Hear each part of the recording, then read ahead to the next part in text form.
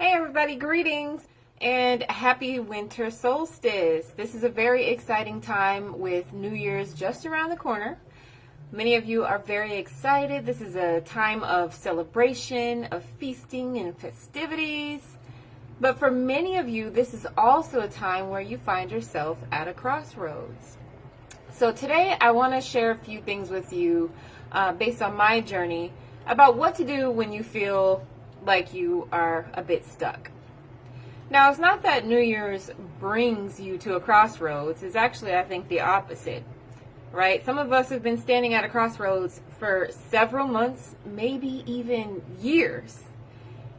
Maybe toiling haphazardly and going through all these motions and getting unsatisfactory results because you're working towards goals that maybe you've either outgrown or that you're not even interested in. Can anybody relate to that? Or perhaps you get stuck in a cycle of using small wins almost as permission to stay in your comfort zone. Anybody ever done that one? I know I have.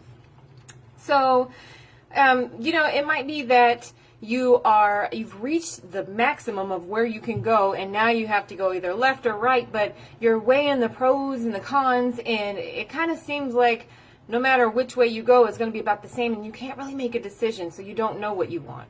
Or maybe you know what you want, but you just don't have a clear plan of action to get there.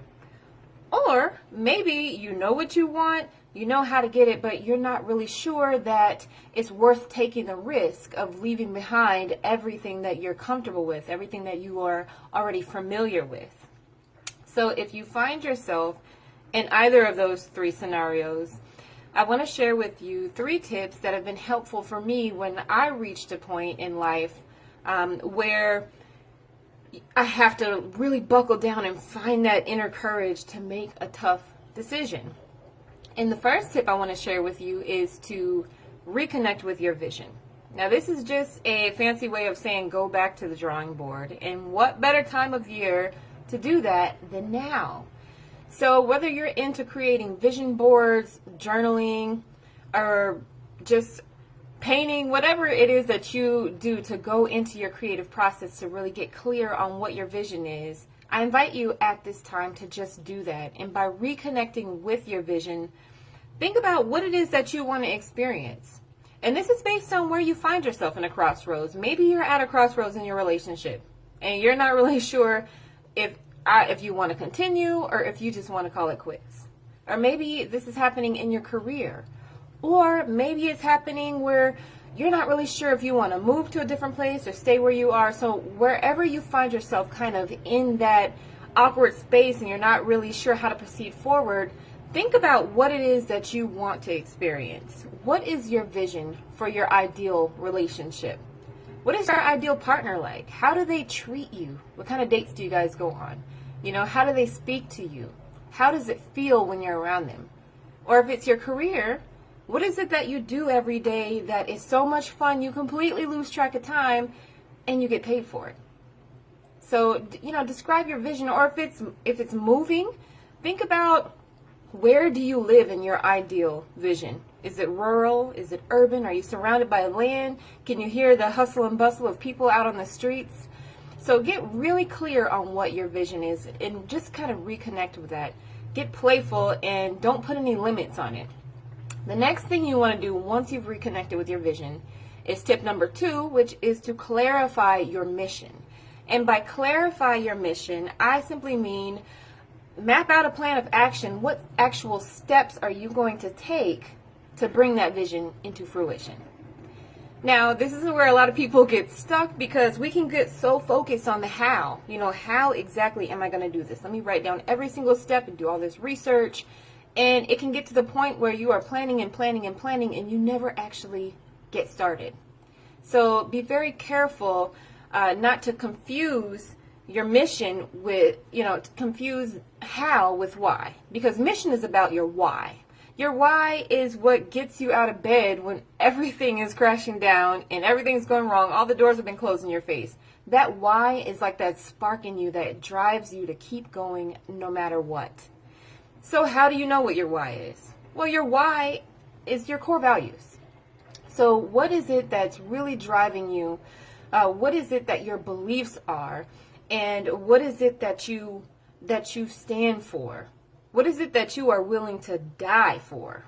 Those things are your core values. So if you can identify your top 3 to 5 core values, you'll have a really solid sense of what your why is.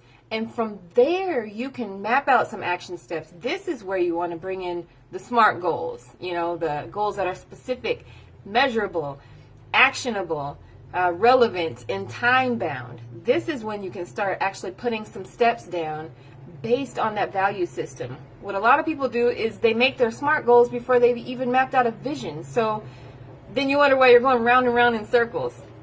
So tip number 1, remember, reconnect with your vision. Tip number 2, clarify your mission, which is all about your why. And tip number 3 is to know when it's time to take a risk.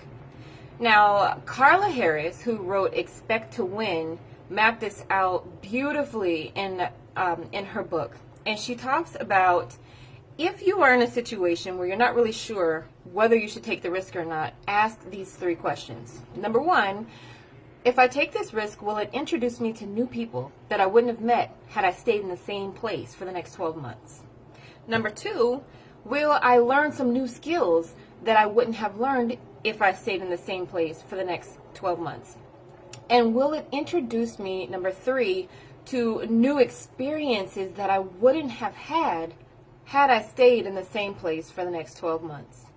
And if you can answer yes to all 3 of those questions, then take the risk. Don't look back, don't regret it, take the risk. This is how you're able to bring instinct and intuition together and move forward. And the more you do this, the more trust, self-trust that you'll build, the more confidence and courage that you will build so that you can use your intuition and your inner guidance to move forward and make willful, powerful, empowering decisions based on what's in alignment with your vision and with your mission and with the dreams that are in your heart. So I hope that these 3 tips have been helpful for you. Reconnect with your vision, clarify your mission, and know when to take a risk.